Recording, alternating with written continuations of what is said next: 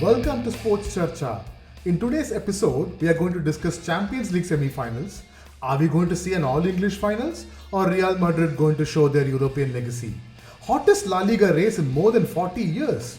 Top 4 clashes in EPL and Serie A. More European Super League content and how Bundesliga is indeed a mini Super League where Bayern Munich invites 17 other teams to supply players and coaches to them. And of course, the cup no one cares about. Let's go! This is our episode 3, 4. Actually, I forgot the count. So we are recording this on 28th April, Wednesday around 10:30 a.m., which means there is only one place to start. The Champions League first leg semi-finals between Real Madrid and Chelsea. We have our in-house Real Madrid expert, Eeshaan. So Eeshaan will let us know how the action unfolded. Over to you, Eeshaan. Good morning, everyone. And like Bala said, welcome to SportsCharcha. I'm still reeling from how boring last night's game was. It's meaning a very disappointing performance by Real Madrid at home. But I think, as Zidane said, that fatigue is finally showing in our aged squad. Meaning they were just barely hanging on by the skin of their teeth by the end of the game. They were out of energy. So I think Madrid will have to prioritize in the next couple of games whether the league is worth fighting for, or would they, put all their eggs in one basket and for the second leg. But I think Chelsea had a plan for Real Madrid. I think they learned from what Liverpool couldn't do in the first leg. And Tuchel has always, since he's joined Chelsea, has been putting on a defensive masterclass for Chelsea in terms of, his tactics, and that continued.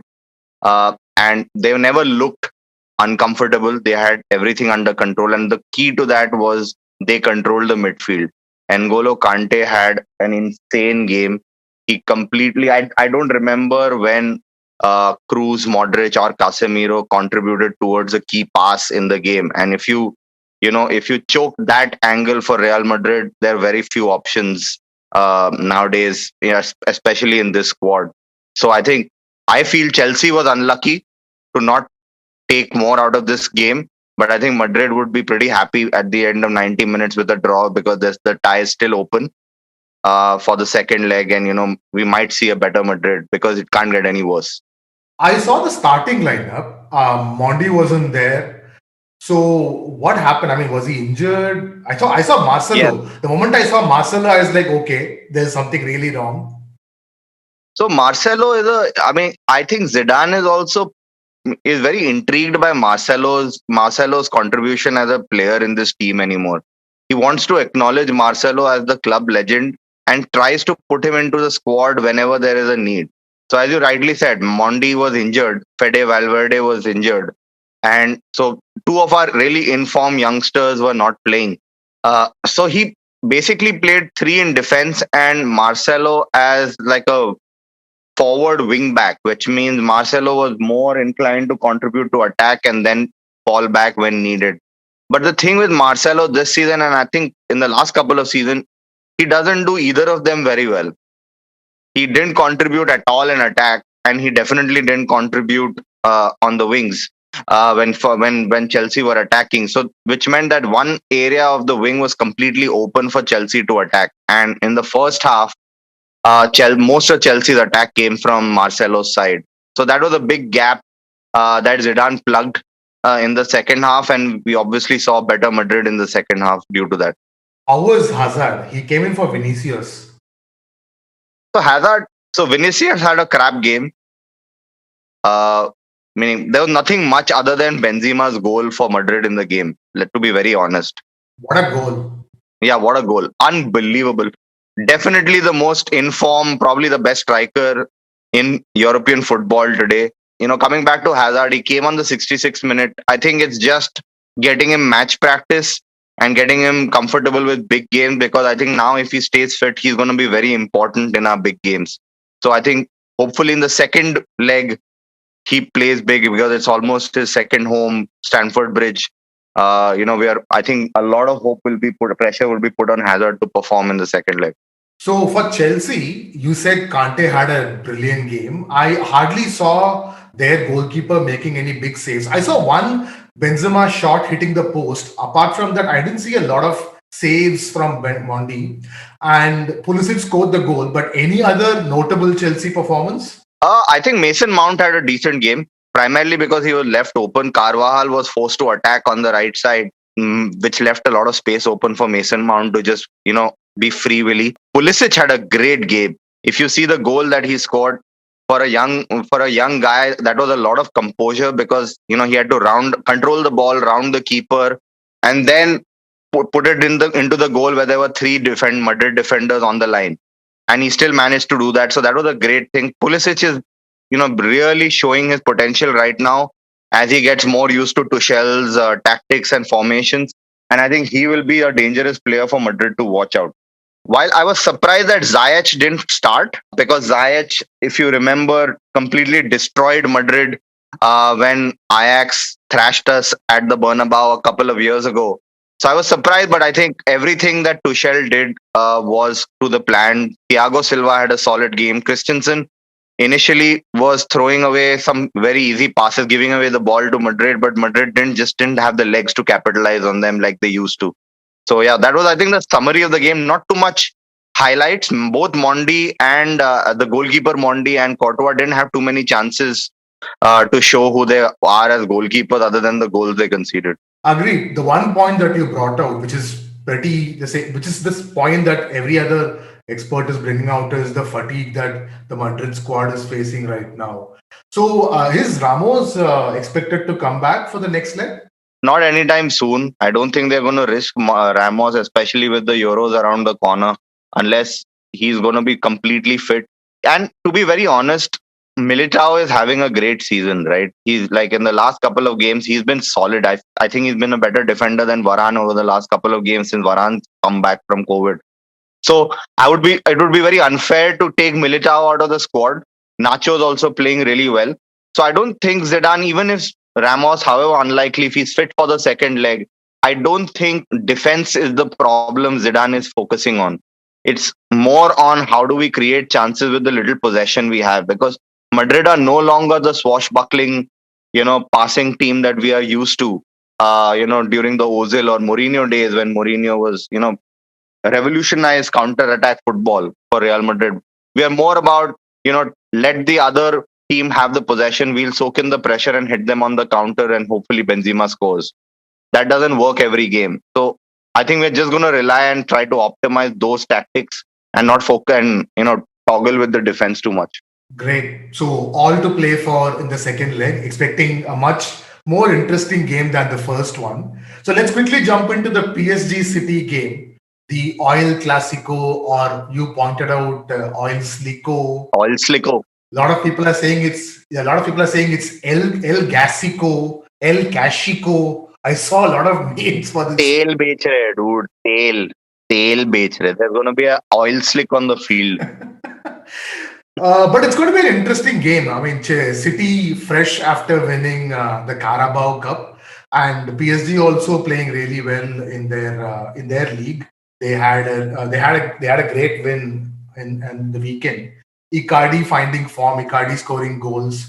Mbappe was substituted, but it seems that it's not a major problem. He will start tomorrow.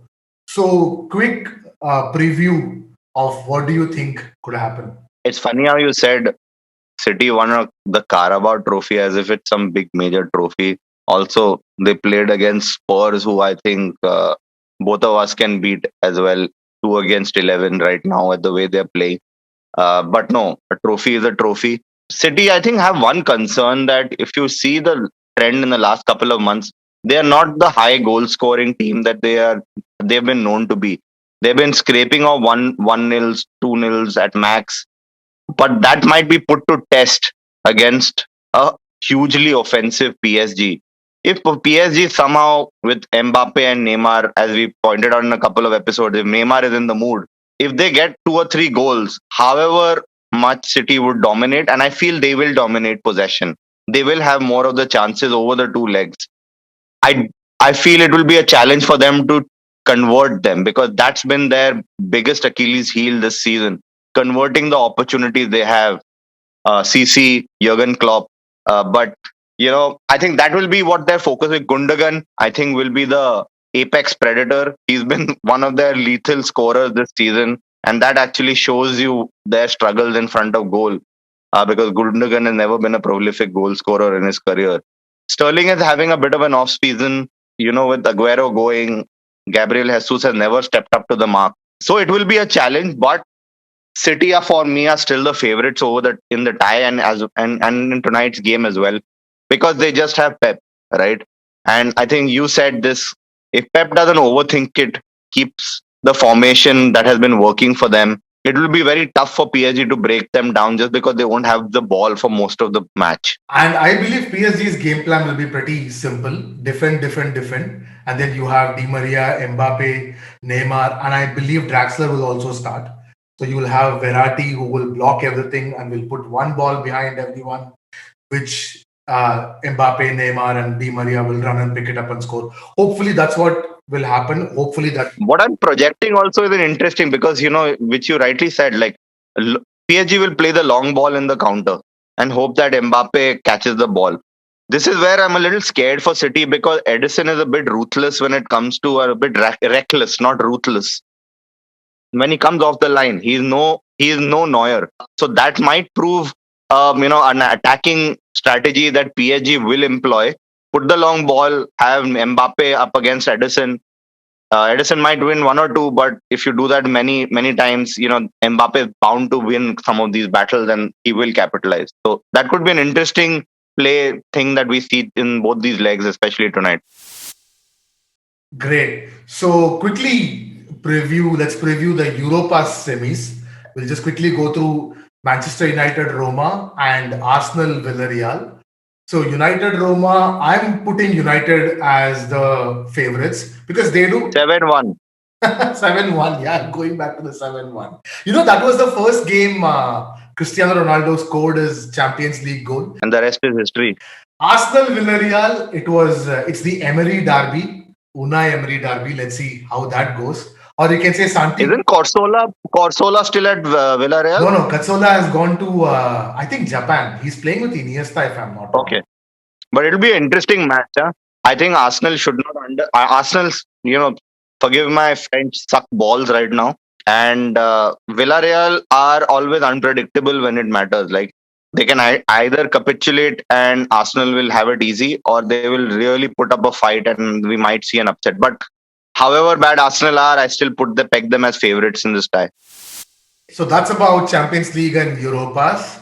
So let's quickly talk about the great fallout of the European Super League, the 48-hour hoopla that surrounded the entire football world, which fizzled out so badly that everyone's mocking it right now. It also made us believe that not all billionaires are smart. They can be really stupid and take really reckless decisions. But still, there are three clubs still are there. There is Juventus, Real Madrid, and Barcelona still haven't backed out. And Florentino Perez coming out and saying that the clubs who backed out haven't actually backed out because there is a binding contract that if they back out, they have to pay some hard 30 million odd money for it. This entire fiasco, Bala, reminded me of a school project I had to do. And it was an entire, like a presentation, and I had to use crafts, etc., and make this deck. And I thought I absolutely killed it. Like, I thought it was one of my greatest achievements. And then when I presented it to the entire class, I realized that I had completely missed the brief. So it was a great presentation, but for the wrong brief. So I got a 0 at that. And this entire hoopla, this entire shenanigans that all these big CEOs and billionaires did for the ESL reminded me that it took me back to those days. Like, it was just, Perez in his press conference said, we've been preparing for that day for 3 years. In 3 years, it takes you to make such a hopeless presentation to convince the masses as to why you're doing this. Because I feel both of us in our last episode had better points than what Perez and the entire ESL board presented for why, the Super League should happen, or, points for it. Exactly. That begs me the question that why aren't we billionaires? Exactly. That's all it takes to be a billionaire. And then why aren't we? अच्छे लोगों का हमेशा बुरा होता है बाला. अच्छे लोगों का हमेशा बुरा होता है. Now, I was just going through some stat. Like, ever since this Super League was announced, all these so-called 12 Super League clubs have played 22 games. I have ignored the Manchester City Tottenham EFL Cup finals. So out of 22 games, all these 22 games were played against non-Super League teams. There have been 10 wins, 8 draws, and 4 losses. I really don't know what is super about these teams.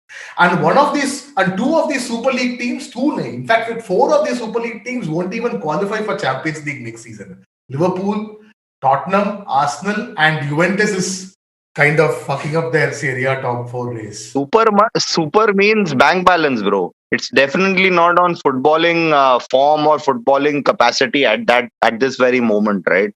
Right. If both of us were given the chance to create a super league, a lot of the big teams probably won't be in that league right now. If we would choose other teams if it was just based on the super league. I think what was really funny was how fast it collapsed. I remember both of us messaging each other that night. Twitter every 5 minutes had a new team backing out, had fans rioting, forgetting all socially distancing rules of that country, especially Stanford Bridge. Outside Stanford Bridge, there was a huge rally going on by the hardcore fans, which was great because it actually gave us proof of what we always believed in, that football is a fan sport. It's based on emotions. A lot of it was forgotten by these CEOs, right?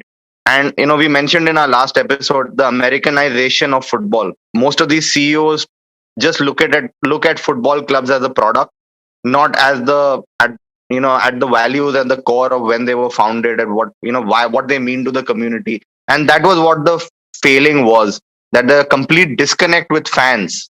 And also what we realized, which was interesting, and I don't know what you think about this, Bala, is how players started tweeting after their teams backed out.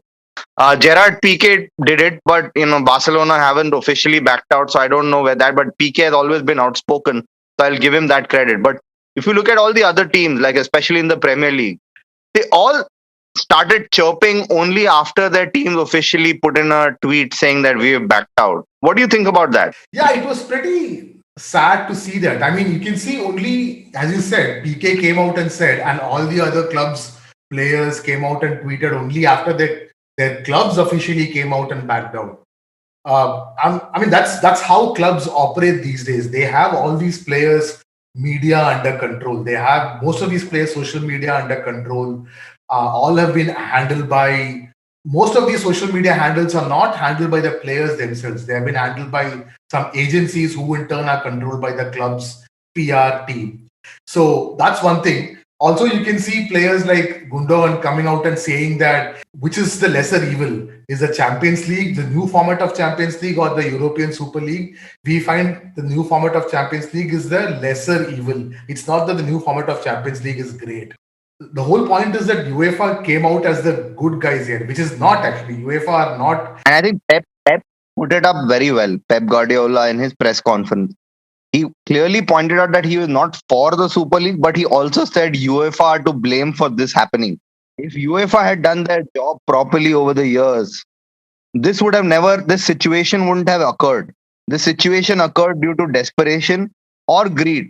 But if you look at it from Barcelona and Real Madrid's point, I would put desperation right now more than greed, because they are really short on cash and it's really crunch time. They cannot compete with the top six. And I think that's why it was easier for the top six English clubs to back out faster, because they know that they have revenue already coming in, which is meaning massive compared to all the other leagues in Europe.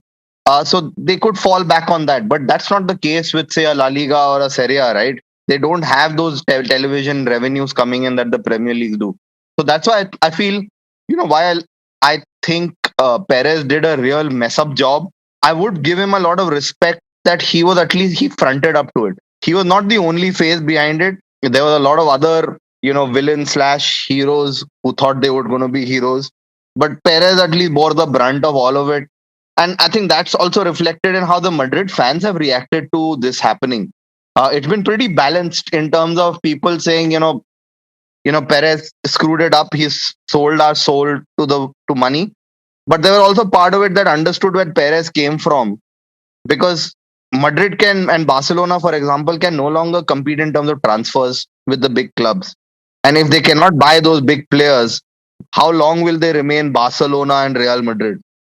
So it's the sustainability of the prestige that is also on the line. So all things considered, I'm personally happy that it's not happening. But I think both of us discussed this, the new format of the Champions League absolutely sucks. Like, it sucks so bad. It's horrible. It's going to kill players. So I don't know where this is going. But this is definitely not out yet. As Perez said, this will come back. So we'll wait and watch. All right, let's move on to the cup final that happened. The cup final, which most of us don't care, except for Manchester City themselves. Carabao Cup. Don't have any fans. They just have the players. That's the good part of this game. That's the only good part of this game, which I found, because there were fans in the stadium. There were about, I think, 8,000 fans in the stadium. It was finally good to see a football game with real fan noise. I just want to quickly touch upon City's performance. And we all know what City can do, what City has been doing for the last 3-4 years. They've been by far the best team in EPL. And this is their fourth consecutive EFL finals. And for Pep, he has won 14 out of his 15 major trophy finals.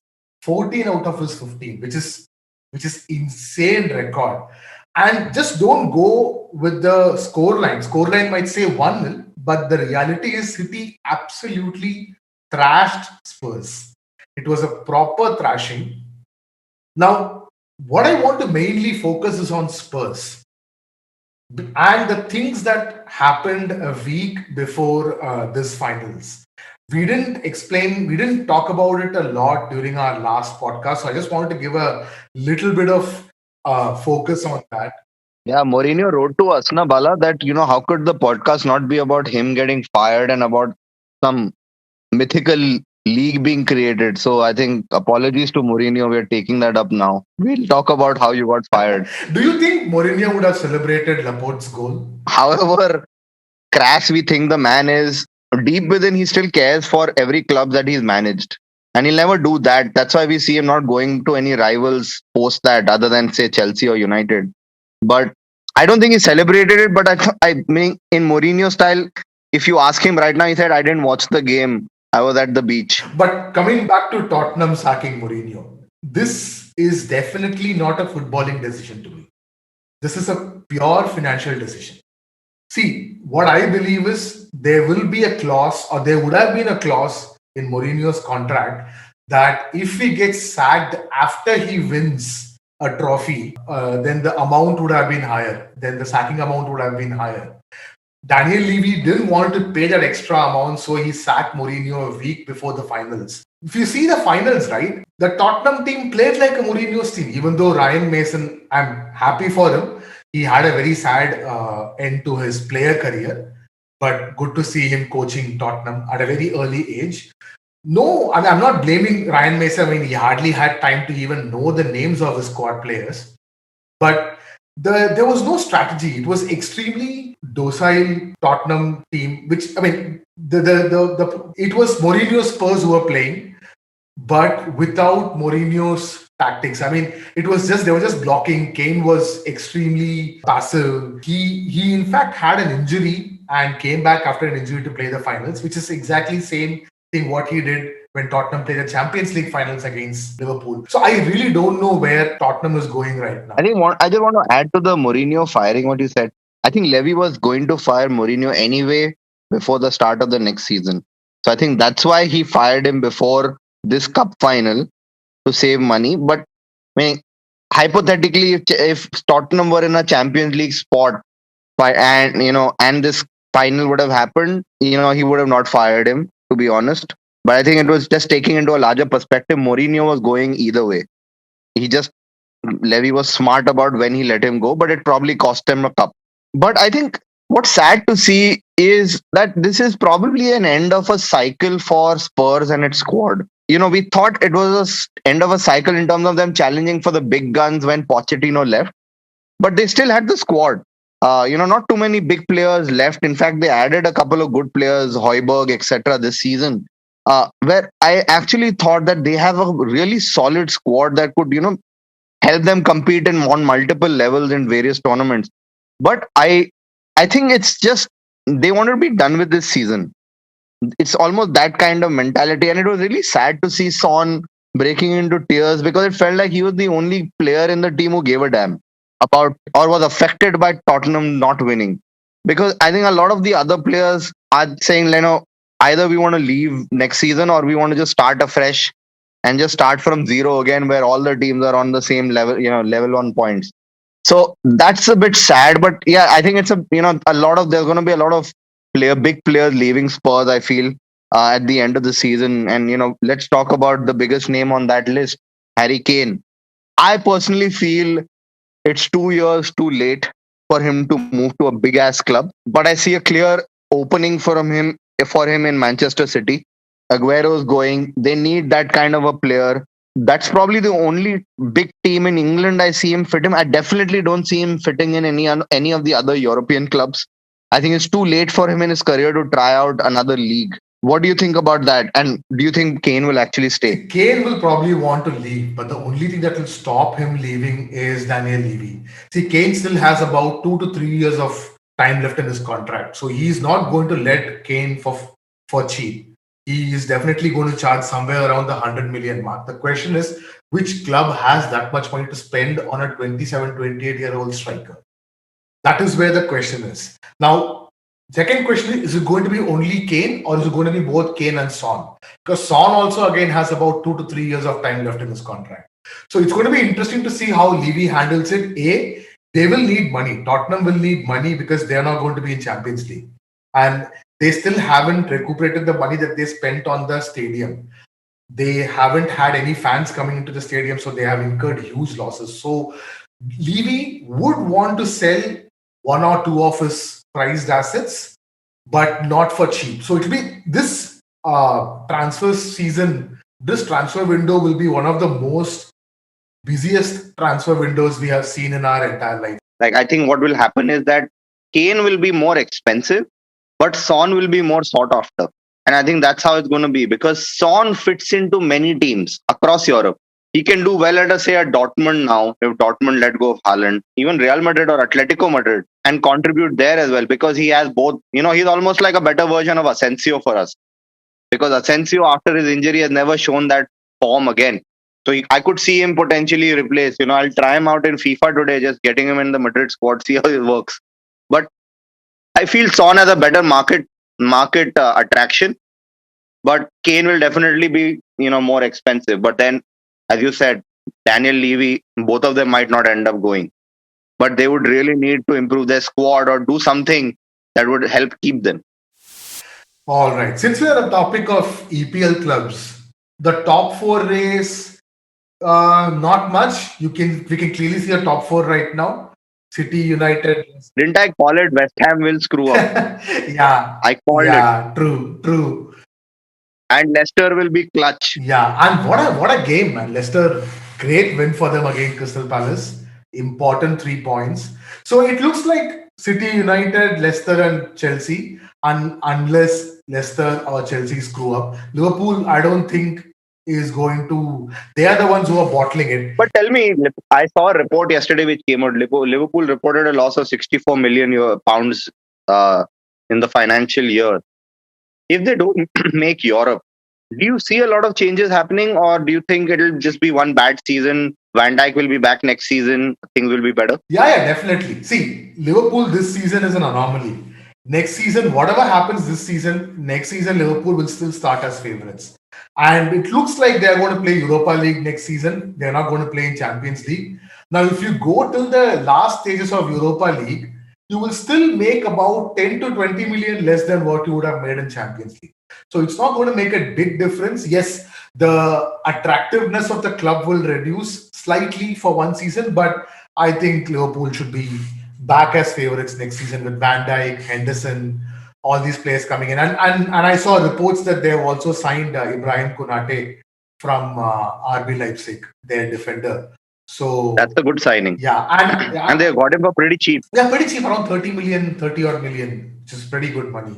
And I'm pretty sure they're going to sell one of those front three. I am believing Mane will be the one to go. Mane, that's interesting because everyone is betting on Salah leaving. So if Salah leaves, see, the problem with Salah is I don't think anyone has the money to pay for Salah. See, Salah will go at least for about 75 to 80 million, not less than that. See, he again scored 20 goals this season. In 3 out of his 4 seasons, he has scored 20 goals, so which is just extraordinary. So he's not going to go anything for less than 80 million. So I'm not sure who has that much money to pay for him. So I'm guessing Mane, because I saw some reports stating that PSG wants Mane because they expect Mbappe to go to Real Madrid. So we'll see. We'll see how things unfold. PSG, I saw a report article on Marca that PSG has offered Messi a 2-year deal.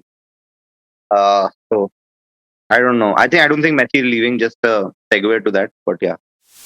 Since we are getting into Messi, let's quickly segue into the hottest league race in Europe right now. I mean, this is the hottest La Liga league race I have ever seen. I don't know whether you remember. I mean, this is the hottest I have seen. Apparently, this is the hottest since last 40 years. Meaning hottest is a subjective thing. I think the time when Jose Antonio Reyes scored 2 goals in the clutch against Mallorca in Beckham's last season for Real Madrid was one of the hottest things. But then Barca bottled it, and we are bottling it this season. We've drawn 2 matches that we should have ideally won on paper. And now we've got tough games against Sevilla coming up.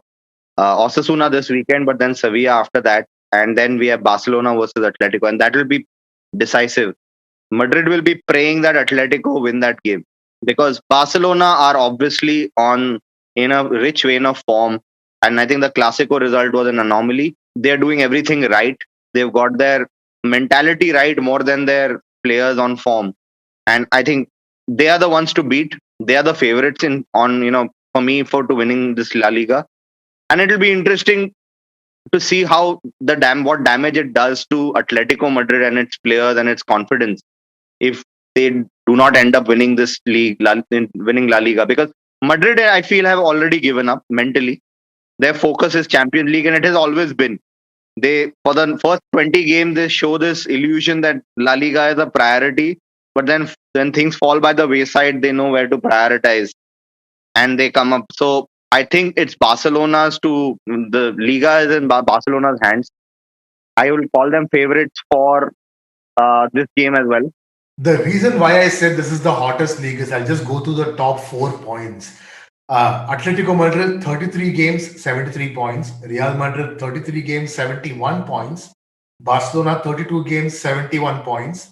Sevilla, 33 games, 70 points. And next week, which is 8th May, as you rightly pointed out, Real Madrid are playing Sevilla and Atletico are playing Barcelona. So even if you are remotely interested in La Liga, please don't miss 8th May and 9th May games because I don't think this has ever been this close title race ever. I mean, I haven't seen a title race in La Liga this close where 4 teams are competing. Let's assume that Sevilla may not be the favorites, but as per the league standings, you cannot rule out Sevilla. But talking about Sevilla, did you see what happened between Sevilla and Granada last week? Oh man, unbelievable! I couldn't. I that doesn't happen normally in football. It was so. I have never seen. But I think it shows how La Liga has fallen in the popularity vote in Europe because, as you said, 8th May is going to be a season decider, crackerjack of games, and people have to watch it on Facebook Live. Meaning, it's so sad. Like, I will be watching mid-table, lower team Premier League games on prime time television, but I have to watch Atletico versus Barca, which is going to be probably the deciding moment of this season on Facebook Live. Meaning, it's so sad. It upsets me as a La Liga fan, but that's the reality of business, right? I think we pointed this out in our first ever unrecorded, unregistered podcast. Ronaldo leaving was a big punch in the gut for La Liga and its television rights. Let's going back to the Sevilla Granada game. Just for the say, just for our listeners to let them know what actually happened. So the game had 4 minutes of injury time added. The referee blew the whistle after the end of the third minute. He didn't realize there's one extra minute left. All players shook hands. They left to the dressing room, and then later the referee realized there is one extra minute to be played. So he called all the players back to the field. So all the players came back. People were almost packed off and were about to leave. So they had to wear their jerseys again, wear all the shoes and everything again. They had to come back. So the funny part was there were these players, one player from Sevilla, one player from Canada. They exchanged their jerseys. So they have to exchange it back. And there is this Sevilla player, Marcus Acuna, who had supposed to wear his shoes, his shin pad, and everything. So they had to wait for about 8.5, 9 minutes for this to happen to play that extra 1 minute. So I have never seen this level of administrative fuck up ever. But this could have gone very wrong. One, it could have been Granada could have said that मुझे वापस match खेलना है नया restart करो. Uh, or it could have caused serious injuries because their bodies have cooled down. Uh, and then you're playing 1 minute of high intensity football. It could have gone very wrong. Luckily, it didn't. But trust La Liga and its officials to muddle this up. It only happens in La Liga somehow. It was funny, but it could have also been very bad. Since you're talking about Sevilla, so after their Champions League loss to Dortmund, they haven't lost a single game. They have won, I think, 8 out of their 9 games, and one was a draw. So they are in rich vein of form. So that Sevilla Real Madrid game is going to be extremely interesting. Be very interesting to see, and it's also Lopetegui versus Real Madrid again. So it'll be interesting to see how he's going to handle it. See, the Sevilla versus Real Madrid games historically have been amazing games. Like in terms of they've been high scoring games. There's been a lot of drama, red cards. It's also like Ramos's old playing ground, childhood, boyhood club. There's a lot of backstory behind that fixture. We came up on tops in the first time we met in the league, 1-0, and that was the time when we were really screwing up in the Champions League group stages. And we had like those 3 games where we had to play Atletico, Sevilla, and Borussia Mönchengladbach, and we had to win all of them to just for I think Zidane to retain his job, and we did it. But I go back to my point about Real Madrid. If Real Madrid are still in the Champions League by the end of by the time this match comes up, I think Sevilla favorites. But if Madrid are out and Chelsea somehow are in the finals, then you will see a much more focused and transform Madrid against Sevilla. So it's going to be very interesting to watch how Zidane shuffles his squads for these games, who he puts in, who he manages. Like if Marcelo's in the game against Sevilla, congratulations, Sevilla. It's as simple as that. I agree. I totally agree with you. Now, coming back to the so called league leaders, as of now, they are the league leaders. I would probably call them Botletico Madrid from now on. Atletico Madrid. Do you remember when we did our first recorded unreleased podcast? They were what, 10 points, 11 points clear? With the game in hand. And with the game in hand. And now they have, I mean, they can lose their top spot tomorrow. Like if Barcelona beat Granada tomorrow, they are going to lose their top spot. I mean, what bottle jobs, man? What do you think, Simeone? Hey, Barcelona won, Ray, 1-0. Barcelona already won. No, they haven't played Granada yet. Tomorrow night they are playing Granada. So if they win that game, that's their game in hand. If they win that game, they'll go on top of La Liga. But Atletico Madrid, I mean, I understand they had a couple of injuries, but you don't expect a team to lose that much ground. That too towards the later half of the season. I mean, this is really bad for Simeone and for the players. I don't know whether Simeone is going to stay next season. I'm not sure whether he will or he won't. But this is really bad from Athletic. I had a lot of hopes for them, but this goes to show that that team still has a lot of issues and they need to do a lot of things to solve them. And the interesting thing is that they are bottling it in defense, which is something you never hear of in a Simeone team. Like we always knew that Atletico, however stacked their attacking options are, they will never be a 5-0 winning team. They will win 1-0, 2-0, whatever. but it's always the nil that was a constant. They never conceded. Like Oblak has insane records of clean sheet streaks. He's won the Zamora many times. But this season, especially starting 2021, we have seen them fail miserably in defense, especially in set pieces.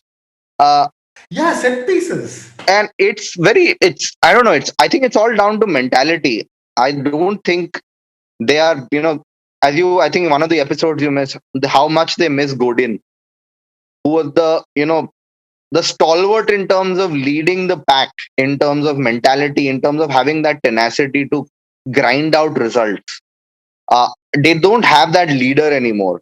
They don't have that leader in defense. I don't think they have that leader on the pitch who will push them to, fight blood, sweat, and tears the Atletico way. They don't have that. So I think they're stuck in that dilemma of being this swashbuckling team with Jao Felix and the likes of Carrasco in the team, but also being solid in defense. And they've done both. They failed both of them quite miserably since the beginning of this year.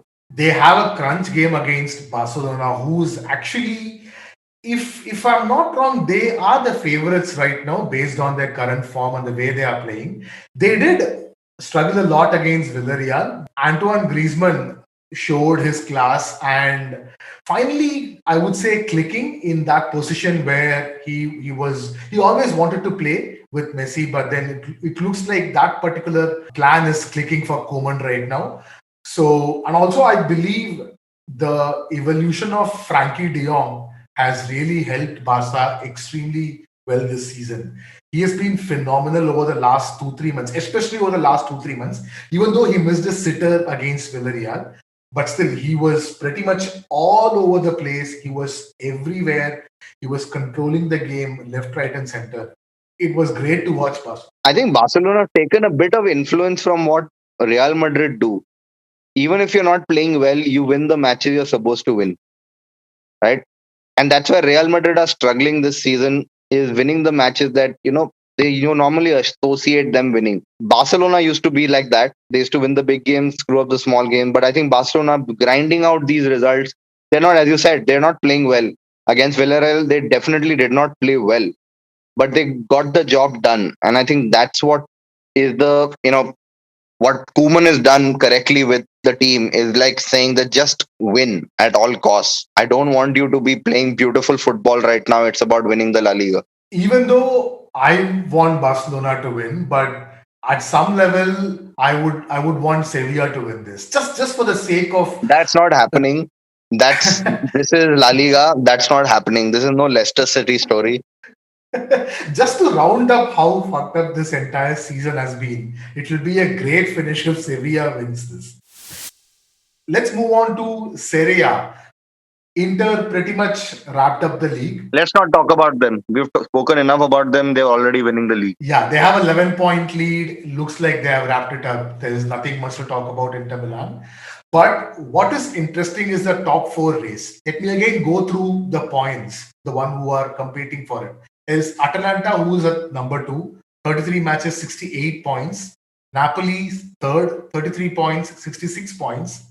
Juventus, fourth, 33 matches, 66 points. Milan, fourth. Milan, fifth, 33 matches played, again 66 points. So Napoli, Juventus, Milan, all at 66 points, and Atalanta at 68 points. Now Lazio have a game in hand, 32 games they have played, and they are on 61 points. So they are also not very far from this top four race. So you have 5 teams competing so hard for this top four, and Juve, interestingly, ever since this ESL was announced, they drew their game against Fiorentina last week, and they have been screwing it up. And the day when this was announced, they lost to Atalanta 1-0. And now they have games against AC Milan, they have a game against Inter Milan, and they have a game against Atalanta. Is Pirlo's job in danger? It's in danger if Zidane quits. Interesting. I don't think they will be impatient with the likes of Pirlo. They'll probably give him another season. I don't know. I'm a little confused when it comes to Juventus' season because they don't have the players, but they have the players. But what they definitely don't have is a footballing style. They are so generic in their in their football this season. They don't have like, oh, let's be solid at the back, build up the play, and then pass the ball to the forwards and work up a goal. It's nothing. It's a bit of this and that. It's a bit of mishmash all season, and you're hoping for the big names to suddenly come up crops.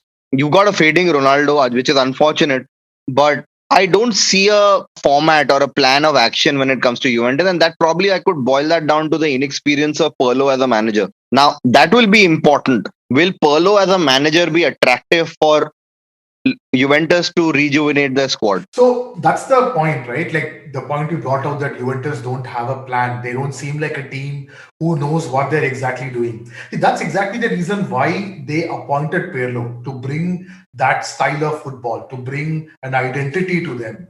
Now, what happened is you bring a coach to give you identity, but then you need to give the coach the players also to give their identity. Now, you have an aging squad of superstars. Agreed, they are all absolute legends of the game. You have Chiellini, you have Bonucci, you have Ronaldo, you have absolute legends of the game. But you don't have the players to support these players around, especially Ronaldo. Now, you have someone like Morata who is very well accustomed to play with Ronaldo. He is not Benzema, but at least he can do something that Benzema does to give space for Ronaldo to move in and to score. You don't start with Morata. He didn't start with Morata the last game. He brought Morata in as substitute, and Morata scored a goal within 1 or 2 minutes after he came back. What a goal that was. Yeah, what a Great goal. Exactly, the great goal. So this is where I have a problem with Juventus. Now, what they're going to do, as you rightly pointed out, are they going to keep Pirlo and give him players, or are they going to just sack Pirlo and bring back Allegri? Because one thing I heard from one of the top Italian journalists that Allegri is on hold, because there was a news that Tottenham was looking at Allegri, but Allegri has asked them to keep on hold because it looks like if Juve doesn't qualify for the Champions League, there could be a chance that they can go back to Allegri for a season or two, just to bring things back under control, and then they can go for maybe a Zidane or someone like that. See, Juventus don't. I still feel that they will somehow get into the Champions League spot. A lot what I just said would change if they don't, because that is a big slap in the face. Because not only you're not winning the Serie A after like 8 years, right? But you're not making Europe in terms of the Champions League. That is a big. It's all because Italians are emotional. That's a humiliating thing for Juventus to happen, right? Like a Liverpool might treat it as a one-off anomaly, bad season. Let's move on. It's not the same in Italy. If you don't do what you're supposed to do, and if you're even way below what you were supposed to do, that's treated as a slap in the face of the fans or as part of the community in Turin. So that would have a massive impact. Polo staying or not if they don't make Europe, but I still feel they have it in them to just sneak through. AC Milan have fallen by the wayside. They were again they've been like Atletico Madrid. They were leading the league for 17 weeks, right, and by a margin, and they just started bottling it so badly. I would peg Juventus favorites over their ties with AC Milan because AC Milan just don't have it in them anymore. So it'll be interesting. It's quite an exciting league for the top four. Obviously, Inter Milan have clearly won it, but at least for the next three spots, it's going to be really interesting to see how that unfolds. And because of the massive impact it will have next season and in the future, do you see De Ligt staying in non-Europe Juventus? Do you see Ronaldo might leave? Who are they replacing? Because just to end the point with Juventus, look at their midfield. Their midfield has a young American McKennie. They have Aaron Ramsey. Yeah. Right.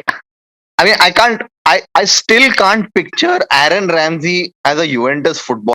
And then they have, Rabiot, who Rabiot has never been. I really don't know what people see in Rabiot. I really don't know. Even in the French team, I really don't know. Exactly. And then they have Arthur, and you know Arthur more than I do. Oh my God. Arthur, my God. Yeah, 75 million worth of a player. And I don't think he's done jack all this season.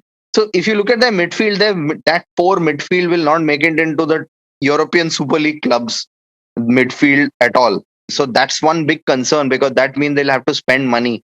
those free deals that Juventus is known for, that they sign a lot of great players for free.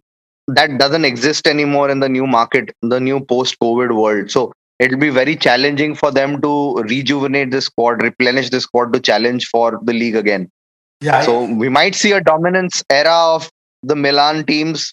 We never know, but Atlanta, you can't count them out as well. yeah. I mean, Atlanta and Napoli seems to be nailed on to the top four. I mean, I was just looking at their the next 5 games. Atlanta have Sassuolo, Parma, Benevento. So not great. I mean, they have a Milan game towards the end, but I think Atlanta are well and truly on course to finish yet another season in top four. I mean, they have been the most positive story to come out of Italy over the last season. So refreshing to see their squad playing such attacking, such positive football. There's so much energy. Don't forget, they could have beaten Madrid as well this season. Exactly. They were almost there, except for that red card and stuff. But then again, great to see Atlanta.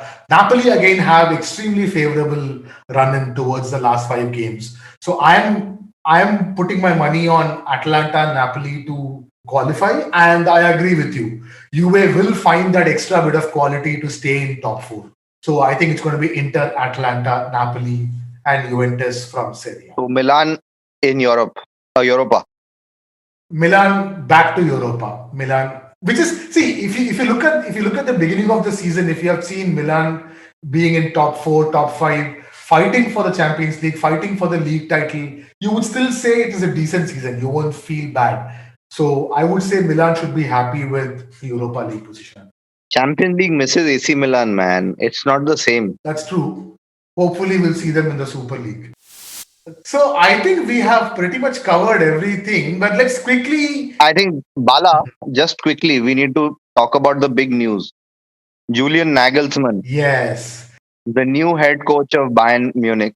He is a exactly. year younger than Manuel Neuer, the captain of Bayern Munich. That's true. That's true. Now let's see. This is again with Bundesliga, right? This is pretty strange. I haven't seen this in any other league, at least the top 5 European leagues.